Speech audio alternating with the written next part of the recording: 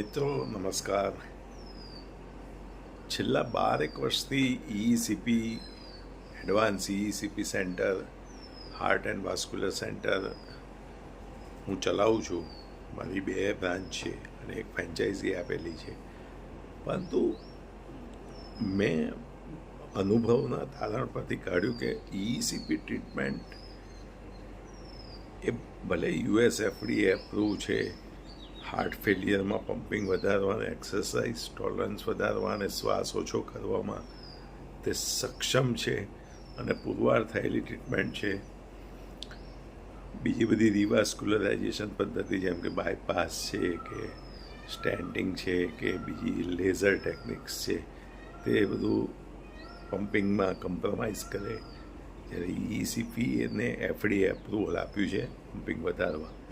પણ મારું જજમેન્ટ એવું છે કે તમે ECP લીધા પછી તમે જો અમુક વીક એટલે 3 વીકથી 6 વીકનો સમયગાળો જો તમે કાઢી નાખો, એટલે કે જે રિવાસ્ક્યુલરાઇઝેશન થયું છે તે 6 વીકમાં સંપૂર્ણ રીતે થતું હોય છે. એટલે 6 વીક પછી, એટલે કે 1.5-2 મહિના પછી તમે ECP ટ્રીટમેન્ટ લીધા પછી ઇકો કરાવો કે જેનું પમ્પિંગ ઓછું છે, તેમને રિયલ પમ્પિંગનો ખ્યાલ આવે. આપણે ત્યાં એવો ટ્રેન્ડ ઘણા પેશન્ટોમાં છે કે તરત ECP લઈને ઇકો કરાવો, પરંતુ તે વખતે માયોકાર્ડિયમ સ્ટન્ટ હોય છે. એટલે એવા સ્ટન્ટ માયોકાર્ડિયમમાં ઘણીવાર ઇકોનું પમ્પિંગ વધારે, કોઈ રેર 2% પેશન્ટ્સમાં વધારે નથી આવતું. પણ તેનો મતલબ એવો નથી કે પમ્પિંગ વધ્યું નથી. ઇન્ટ્રિન્સિક માયોકાર્ડિયલ કોન્ટ્રાક્ટિલિટી વધે છે, પમ્પિંગ વધે છે, નેચરલ બાયપાસ થાય છે, દુખાવામાંથી રાહત થાય, BP ઓછું થઈ જાય, ડાયાબિટીસની દવા ઓછી થઈ જાય, શ્વાસ મટી જાય. પરંતુ જે તેનો ટેસ્ટ છે LVEF પમ્પિંગનો, તે તમે 2 મહિના પછી કરાવો તો તે સટીક રિઝલ્ટ આપે છે. કારણ કે કોલેટરલાઇઝેશન થવા માટે ટાઈમ જોઈએ.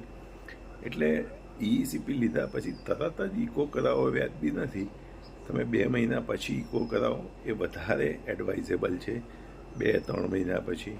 કારણ કે ત્યાંથી એન્જિયોજિનેસિસ ને આર્ટિરિયોજિનેસિસ દ્વારા કોલેટરલાઇઝેશન જે થયું, વાસ્ક્યુલર ગ્રોથ ફેક્ટર દ્વારા નવી રક્તવાહિની બની અને તેનાથી જે માયોકાર્ડિયમનો બ્લડ ફ્લો મળ્યો બંને ચેમ્બર્સને, નીચેની જે લેફ્ટ વેન્ટ્રિકલ, રાઇટ વેન્ટ્રિકલ અને કન્ડક્ટિંગ સિસ્ટમને, તે રિફ્લેક્ટ થશે તમારે 2 કે 3 મહિનાના ટેસ્ટ, ઇકોના ટેસ્ટમાં. તમે થેલિયમ સ્કેન પણ કરાવી શકો, થેલિયમ માયોકાર્ડિયલ વાયાબિલિટી સ્કેન. એટલે ECP પછી તરત દોડીને ઇકો કરાવવાની જરૂર નથી. 2-3 મહિના પછી ઇકો કરાવો, તમને સચોટ રિઝલ્ટ મળશે. નમસ્કાર.